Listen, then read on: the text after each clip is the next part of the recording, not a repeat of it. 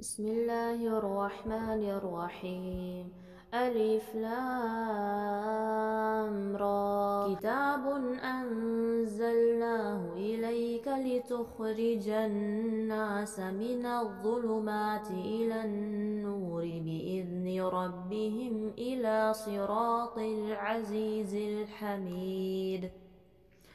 الله الذي له ما في السماوات وما في الأرض، وويل للكافرين من عذاب شديد.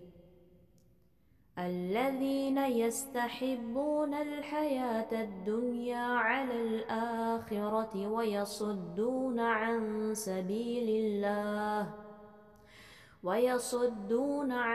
سبيل الله ويبغونها عوجا، أولئك في ضلال بعيد.